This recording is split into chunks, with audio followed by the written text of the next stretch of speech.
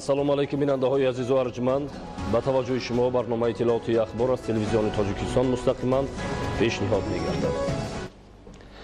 имрӯз дастаи мунтахаби наврасони Тоҷикистон оид ба футбол бо медалҳои нуқраи чемпионати Осиё ба пойтахти мамлакат шаҳри Душанбе бармегарданд. Футболбозони наврас ки таърихи футболи ватанро бо бозии зебою диданӣ дар чемпионати Осиё хотирмон карданд, ба таври тантанавӣ пешвоз гирифта мешаванд. Ёдовар мешавем ки дастаи мунтахаби наврасони Тоҷикистон оид ба футбол дастаҳои мунтахаби Кореяи Шимолӣ ва Кореяи Ҷанубиро мағлуб намуда ба даври ниҳоии бозиҳои мусобиқот роҳ ёфтанд. Бо вуҷуди бозии муваффақона дар даври ниҳоӣ бо ҳисоби 1-0 аз дастаи мунтахаби наврасони Япония мағлуб шуда мақоми дуюмро ишғол намуданд. Футболбозони навраси тоҷик соҳиби рохат ба чемпионати ҷаҳон гардиданд ки соли 2019 дар Перу байни наврасони то 17 сола доир хоҳад шуд. идомаи ахбор. баъди мавриди баҳрабардорӣ қарор додани роҳи автомобилгарди Хуҷанд Душанбе Чаноғ, нигоҳдории роҳи мазкур дар ҳамаи фасли сол ба таъмини ҳаракати мунтаззами нақлиёт ба филиали ширкати Innovated Road Solutions Ltd дар Ҷумҳурии Тоҷикистон вогузор шудааст.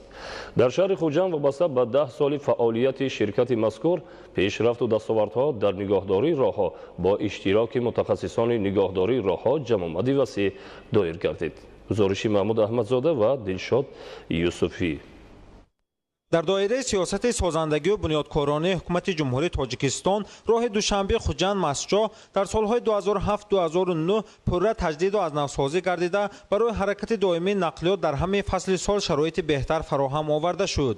азбаски қисмати зиёди роҳ аз минтақаҳои кӯҳӣ мегузарад, боришоти барфу борон дар фасли тирамоҳу зимистон аввали баҳор ба қисмати фарши роҳ осиб расонида боиси мушкилӣ дар ин самт ва баста шудани роҳ мегардид. инро ба назар гирифта тибқи шартномаи консессионии ҳукумати ҷумҳурии Тоҷикистон бо ширкати Innovative Road Solutions Ltd дар ҷумҳурии Тоҷикистон нигаҳдорӣ ва таъмини мунтазами ҳаракати нақлиёт дар ҳамаи фасли сол ба зиммаи ширкати Айрис вогузошта шудааст ки дар ин муддат роҳбарияту мутахассисони роҳдорӣ бо истифодаи техникаҳои қувваи корӣ дар нигоҳдории роҳ корҳои зиёдро ба сомон расониданд. масалан дар минтақаи Суғд аз самти шимолӣ нақби шаҳристон то мавзеи назди сарҳадӣ бо ҷумҳурии Ӯзбекистон дар ноҳияи Масҷо масофаи роҳ 191,8 километрро ташкил медиҳад. давоми 10 соли фаъолият дар самти нигоҳдории роҳ аз ҷониби мутахассисони ширкат ба масоҳати 317,700 метри квадратӣ таъмиру навсозӣ ва мунфарши роҳ гузаронида шудааст ки ин ҳаҷми зиёди корҳо ба соли 2018 рост меояд. дар ин солҳо бинобар рафтуомади зиёди нақлиёти гаронвазн, шусташавии роҳ дар пайи офати табиӣ 127,882 метри квадратӣ дар ҳудуди шаҳри Истаравшан, ноҳияҳои Шаҳристон, Диваштиш ва ноҳияи Масҷо корҳои таъмиру навсозӣ анҷом дода шуданд. таъмиру навсозии мунфаршкунӣ ки аз асфалти гарми истеҳсоли худӣ амалӣ мешавад, яке аз омилҳои истифодаи дарозмуҳлати ин шоҳроҳ мебошад. бар замин ҳангоми боришоти барф барои тоза кардани роҳу коркарди роҳ бо маводи зидди лағжиш дар фасли тирамоҳу зимистон дар баъзеи техникии ширкат 43 техникаи гуногун тамға ва миқдори лозимаи маводи зидди лағжиш мавҷуд мебошанд. дар ҷамъомади васеъ ки бо иштироки масъулини мақомоти иҷроии ҳокимияти давлатии Вилояти Суғд, намояндагони филиали ширкати Innovative Road Solutions Ltd дар ҷумҳурии Тоҷикистон ва мутахассисони соҳаи роҳдорӣ дар кохи рӯдакии шаҳри Хуҷанд доир шуд, вобаста ба фаъолияти ширкат дар самти роҳдорӣ, омилҳои пешрафти кор ва дигар масъалаҳо мавриди назар қарор дода шуд. дар баромад ва изҳори назари иштирокчиён мутахассисони соҳаи роҳдорӣ фаъолияти ширкати Айрис дар самти нигоҳдории роҳ ба талаботи меъёрӣ изҳори қаноатмандӣ карда шуда зикр гардид ки истифодаи таҷрибаи ҷумҳурии Тоҷикистон дар нигоҳдорӣ сари вақт анҷом додани корҳои таъмирӣ боиси дар муҳлати дароз хизмат намудани роҳ мегардад. бо ташаббуси асосгузори сулҳи ваҳдати миллӣ пешвои миллат президенти ҷумҳурии Тоҷикистон муҳтарам Эмомалӣ Раҳмон ҳамин роҳи автомобилгарди 354 километрии Душанбе Хуҷанд Чаноғ сохта ба истифода дода шуд. барои сохтмони ин роҳ қариб 300 миллион доллари амрикоӣ сарф карда шуд. кормандони мутахассисои варзида ба ин ширкат шомил ҳастанд. барои нигоҳдории ин роҳи мазкур бисёр корҳои назаррасро ба анҷом расонд. ва имрӯз гуфта метавонем ки ин роҳи мазкур яъне Душанбе Хуҷанд Чаноғ яке аз беҳтарин роҳ дар Осиёи Миёна мебошад. راه автомобилгарди душанбе хуҷанд чаноқ ҳамчун шоҳроҳи пайвандкунандаи минтақаи ҷумҳурӣ ва шоҳроҳи транзитӣ дар бори мусофиркашонӣ аҳамияти муҳими иқтисодию коммуникасионӣ дорад. натиҷаи сиёсати бобарори ҳукумати ҷумҳурӣ дар бунёди ин роҳи ҷавобгӯй ба меъёрҳои байналмилалӣ аст ки 10 сол инҷониб ронандагону мусофирон тариқи ин роҳ дар ҳамаи фасли сол ҳаракат менамоянд ва нақши ин роҳи байналмилалӣ дар ҳаёти аҳли ҷомеа дар боло рафтани иқтисодиёти кишвар калон аст. маҳмуд аҳмадзода, Дилшод Юсуфӣ, Вилояти Суғ барои барномаи ахбор.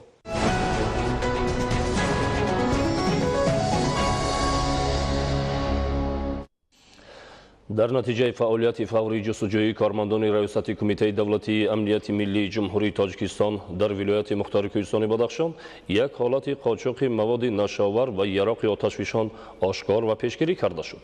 гузориши маркази робитаҳои ҷамъиятии кумитаи давлатии амнияти миллии ҷумҳурии Тоҷикистон.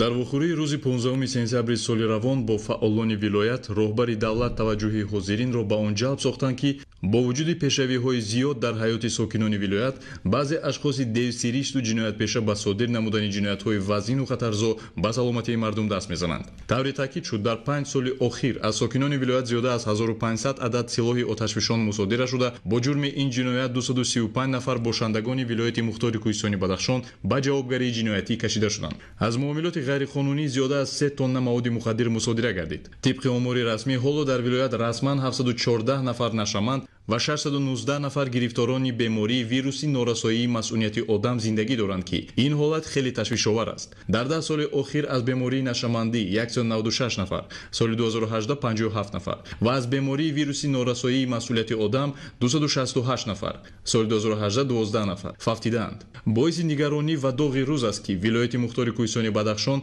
аз рӯи ҷиноятҳои вобаста ба гардиши ғайриқонунии силоҳи оташфишону маводи мухаддир дар кишвар мавқеи аввалро ишғол мекунад. танҳо дар давраи солҳои 2016-2017 4 ҷинояти куштор бо истифода аз силоҳи оташфишон сурат гирифтааст ки дар натиҷа кӯдакону ҷавонони бегуноҳ ба ҳалокат расиданд. ин нафарон низ мехостанд зиндагӣ кунанд. ҳамин аст бадбахтӣ.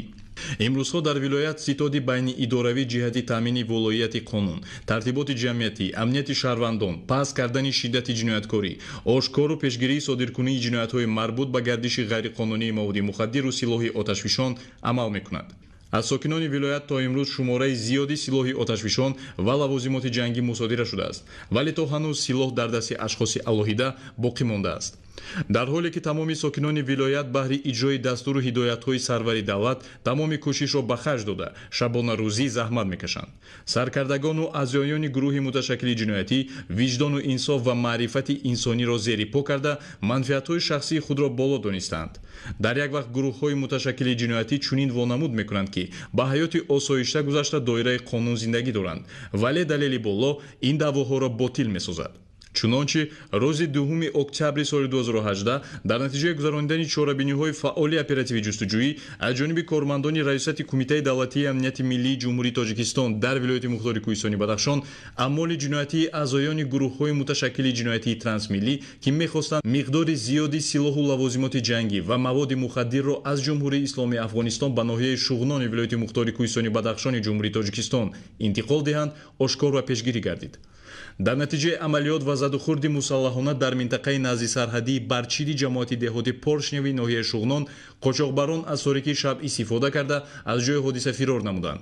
ҳангоми аз назаргузаронии ҷои ҳодиса 2 борхалта ки дар дохили онҳо 4 адад силоҳи оташфишони автомати Калашников ва 25 килограмм воситаҳои нашадор аз ҷумла 10 килограмм маводи мухаддири нави героин, 13 килограмм маводи нашадори нави ҳашиш ва 2 килограмм воситаи нашадори нави афюн дарёфт ва мусодира гардид.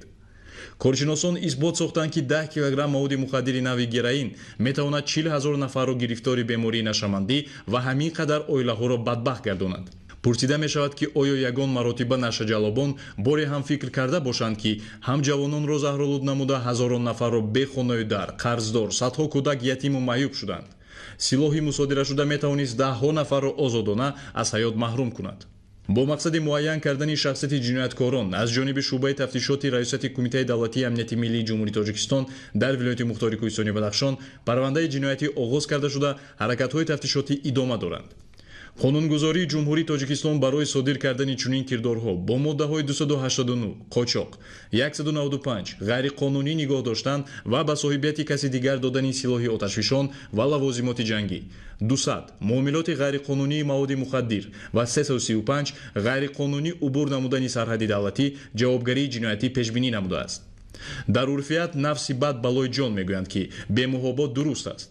амалу кирдорҳои ношоистаи афроди ҷиноятпеша касро ба ин андеша водор месозад. зеро қочоқчиёни маводи нашовар бо вуҷуди талаф додани бисёр хешу табор, наздикон, ҳамдиҳагон то ҳол ба хулосаи даркорӣ наомаданд. бояд таъкид кард ки масъалаи мубориза бар зидди маводи мухаддир ва қочоқи силоҳи оташфишон дар ҳақиқат мубориза барои таъмини ҳаёти осоиштаи мардуми тоҷикистон мебошад. агар сокинони бо нангу номус ва бо фарҳанги бадахшон даст ба дасти ҳамдигар гирифта дастаҷамъона бар зидди ҷинояткории муташаккил гардиши силоҳу аслиҳа маводи мухаддир муборизаи беамон набаранд, мо бо садҳо ҷони ҷавонро аз даст медиҳем. бояд ҳамаи мо донем ки пагоҳ дер аст.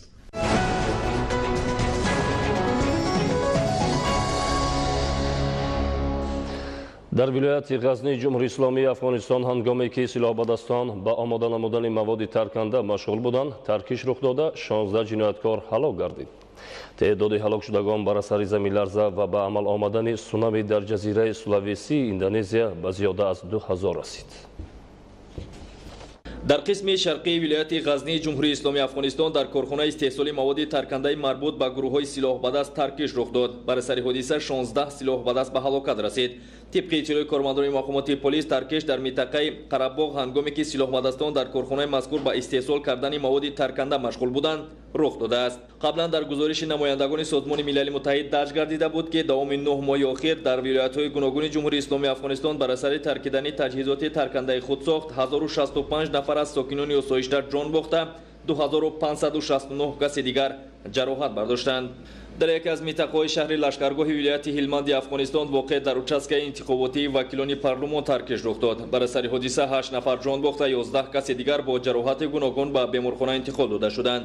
дар миёни ҳалокшудагон номзад ба мақоми вакили парлумон Солеҳ Муҳаммад низ ҳаст. афзоиши ёфтани шумораи ҳалокшудагон аз эҳтимол дур нест, зеро табибон вазъи саломатии чанд тан аз захмиёнро вазнин арзёбӣ мекунанд. мувофиқи маълумоти расида дар участкаи интихоботӣ дар шаҳри лашкаргоҳи вилояти ҳилманд террористи худкуш таҷҳизоти таркандаи дар баданаш ҷойнамударо ба кор даровардааст. дар минтақаи Қуштепаи вилояти Ҷузҷон бошад, гурӯҳи силоҳбадасон ба нуқтаи гузаргоҳи назоратии кормандони сохторҳои қудратӣ ҳамла карданд. дар натиҷа 15 корманди мақомоти полис ба ҳалокат расида 26 каси дигар маҷрӯҳ шуданд. тибқи баъзе фарзияҳо гурӯҳҳои силоҳбадаст дар минтақаи Қуштепа 2 нуқтаи гузаргоҳи назоратии кормандони сохторҳои қудратии Афғонистонро зери назорати худ дароварданд. вобаста ба ин хизматчони ҳарбии Афғонистон барои нобуд кардани силоҳбадастон амалиёти қатъӣ мегузаронанд. дар корхонаи оҳангудозии штати Чхаттисгарҳи Ҳиндустон таркиш ба амал омад. дар паи ҳодиса 9 нафар ҷон бохта, 14 каси дигар бо ҷароҳати вазнин ба беморхона интиқол дода шуданд. корхонаи оҳангудозӣ 30 километр дур аз шаҳри Райпур ҷойгир аст. аз рӯи маълумоти пешакӣ дар корхонаи оҳангудозии штати Чхаттисгарҳи Ҳиндустон қубури интиқоли гази табиӣ таркида аст.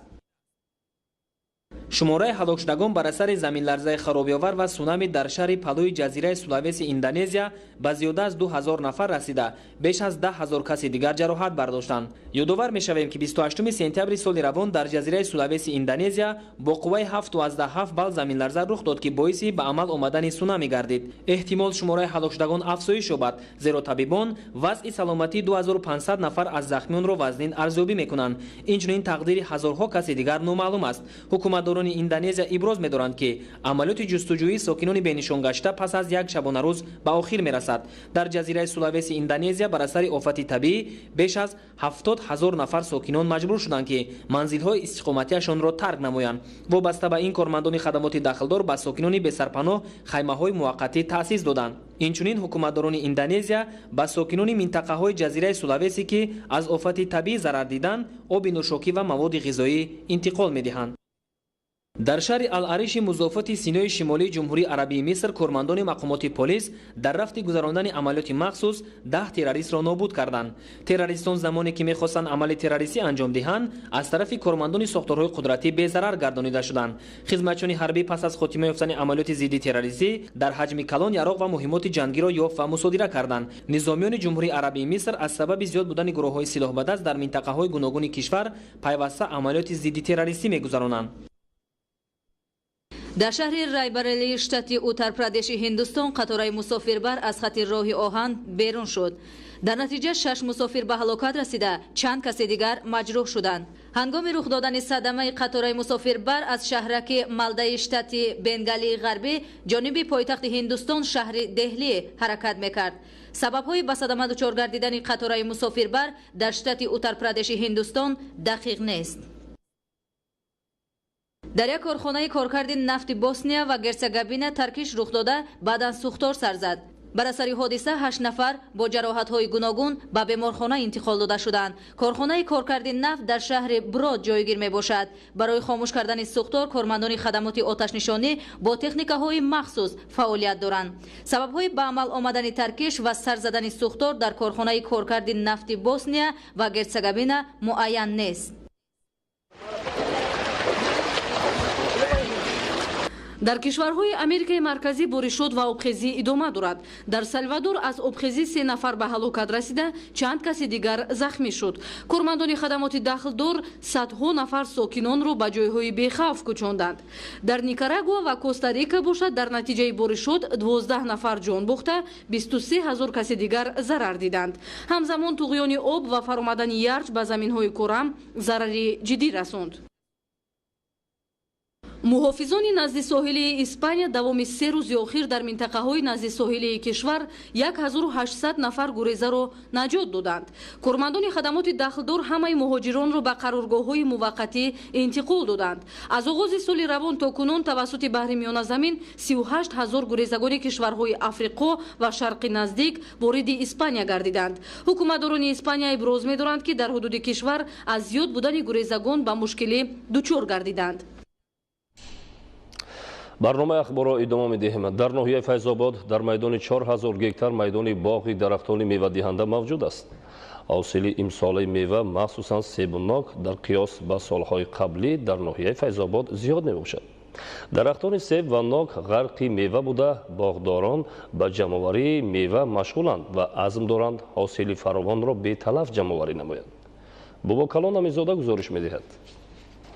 солҳои охир соҳаи боғу токпарварӣ дар ноҳияи файзобод рушд карда дар асоси барномаи давлатии боғу токпарварӣ барои солҳои 2016-2020 ҳамасола майдони дарахтони мевадиҳанда ва токзор зиёд карда мешаванд. дар ноҳияи файзобод дар майдони 4000 гектар майдони боғҳои мевадиҳанда мавҷуд мебошад. хоҷагии деҳқонии кӯҳдоман дар ноҳияи файзобод бо мақсади рушди соҳаи боғу токпарварӣ тадриҷан зиёд намудани истеҳсоли себ ва парвариши дарахтони мевадиҳандаву ҳамешасабз амал мекунад. имрӯз меваҳои хушлаззат дар боғ фаровон мебошад ва хоҷагидорон ба ҷамъовари он машғул буда дар таъминоти бозори дохилӣ бо меваҳои худи саҳм мегузоранд. мавзеъи деҳоти чашмасор дар ноҳияи файзобод барои боғдорӣ ва гирифтани ҳосили хуб мувофиқ аст. баъди заҳмати пайваста ва риояи қоидаҳои парвариш хоҷагидорон ҳосили дилхоҳ ба даст оварданд. дар маҷмӯъ хоҷагии деҳқонии кӯҳдоман майдони 300 гектар боғи себро ташкил медиҳад. барои самаранок истифода бурдани замин дар қатори боғи себ киши дигар намуди зироат ба роҳ монда мешавад. барои нигоҳубин ва ҷамъовари меваҳои боғи хоҷагӣ сокинони деҳа ба кори доимӣ таъмин шуданд. хоҷагии деҳқони кӯҳдоман яке аз хоҷагиҳои бопарва буда. ҳама дарахтҳо дар айни ҳосиланд, ҳосилшон фаровон гашта. ин меваҳоро мо ҷамъоварӣ карда ба шаҳри душанбе ва берун аз минтақаи тоҷикистон содирот менамоем. тавсияи мутахассисони кишоварзӣ ва олимони соҳа имкон фароҳам овард аҳли заҳмати хоҷагиҳои деҳқони ноҳияи файзобод дар самти пешбурди соҳаи боғпарварӣ зиёд кардани истеҳсоли себ ба натиҷаҳои баланди муваффақият ноил мешаванд. ноҳияи файзобод ноҳияи аграрӣ ба шумор меравад. дар ноҳия мардуми деҳқониу ба боғу токпарварӣ шуғул доранд. дар ноҳия зиёда аз 4000 боғи ҳосилдиҳанда мавҷуд аст ки шумо худ мушоҳида кардед. боғҳо айни ҳол самараи хуб дода истода аст ба бор оварда аст. аз ҳар як гектари ноҳия ба ҳисоби миёна ҳосили умумӣ 25-30 тоннаро ташкил медиҳад. деҳқонони ноҳия ин аз рӯзҳои офтобӣ истифода бурда барои ҳосилғундорӣ тамоми кӯшишҳои худа ба харҷ дода истодаанд.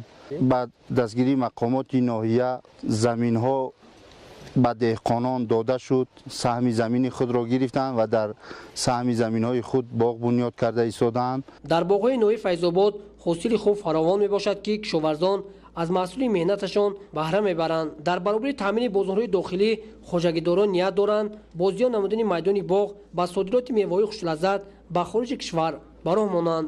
хоҷагидорони ноҳияи Файзобод бо мақсади ғанӣ гардондани бозорҳои пойтахти мамлакат бо меваю сабзавот, майдони боғу тогзор ва дигар маҳсулоти кишоварзиро ҳар сол зиёд карда дар таъсиси ҷойҳои нави корӣ ва боз ҳам беҳтар шудани сатҳи зиндагии мардуми ноҳия сами арзанда мегузоранд. Бобокон Аминзода, Баҳодири Истам, Ахпур. дар ноҳияи ҷалолиддини балхи вилояти Хатлон озмунҳои вилоятии фарҳангиву фароғатии нақши оила дар рушди сайёҳӣ ва ҳунарҳои мардумӣ ва беҳтарин ҳусни хат баргузор гардид.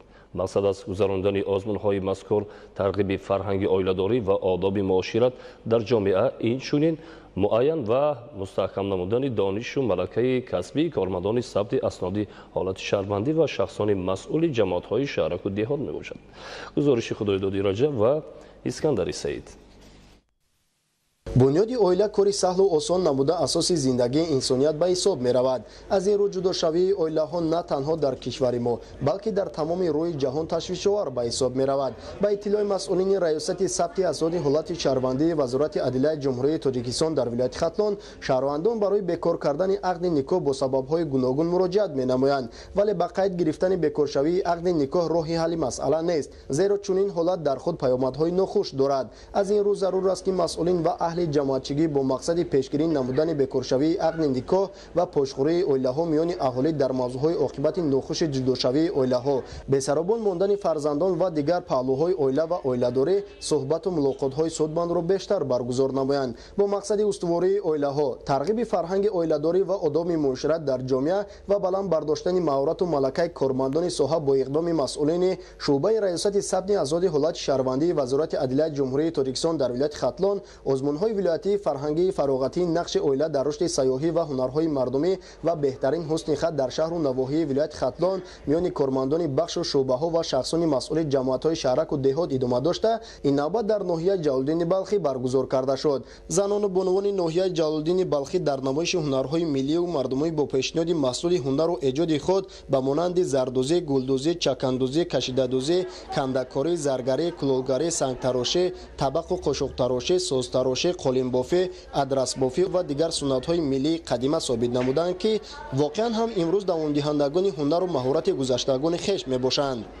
имсол ки бо дастгирии бевоситаи ҷаноби олӣ соли рушди сайёҳӣ ва ҳунарҳои мардумӣ эълон гардид, тамоми занону духтарони ҳунарманд аз ин рӯ илҳоми тоза гирифтанд. барои занону духтарони ҳунарманд шароити мусоид фароҳам оварда шуд, ки аз супоридани бисёри андозҳо онҳо озод шуданд ва метавонанд ки ҳунарҳои худро бештар ривоҷу равнақ дода дар даромади буҷаи оилавиашон саҳми арзандаи худро гузоранд. бояд гуфт ки баҳри рушди ҳунарҳои мардумӣ ва дар ин замина истеҳсоли маҳсулоти хушсифати дастӣ аз ашёи хоми табиӣ истеҳсолшаванда, ки дар бозори ҷаҳонӣ талабот ва арзиши баланд доранд, дар кишвари мо имконоти зарурӣ мавҷуд мебошад.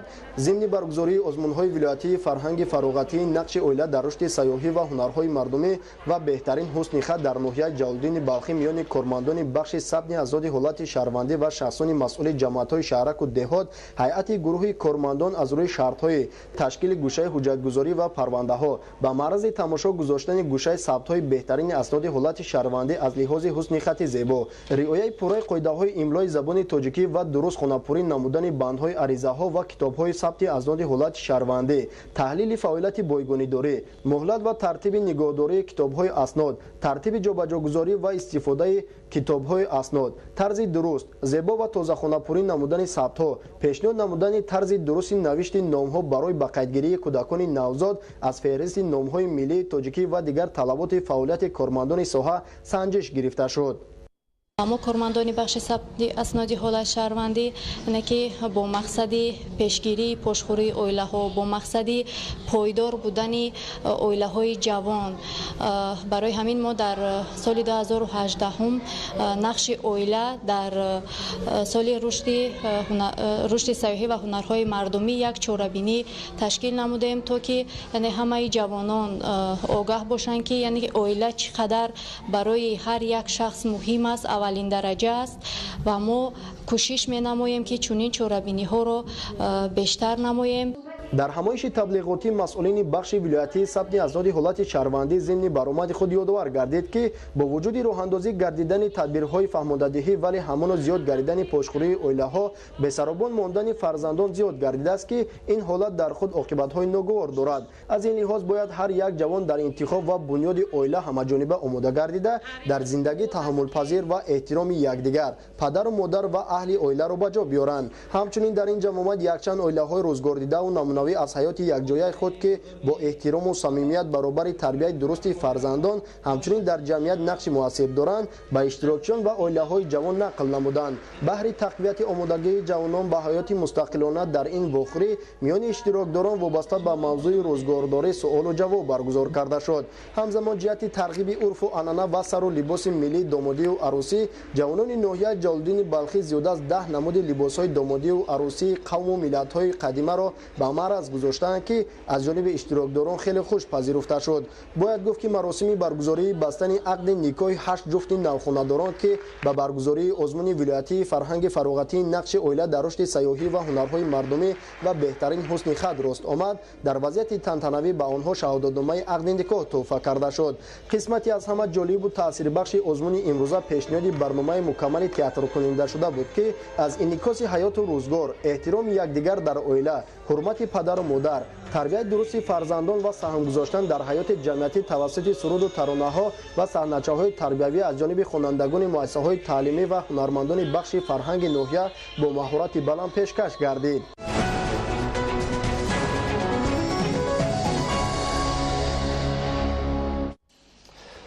بیننده‌های عزیز و ارجمند با پیشنهاد این مطلب می‌رسیم به فرجام برنامه اطلاعاتی اخبار. خیر، تنصیحات و خانه آباد باشید.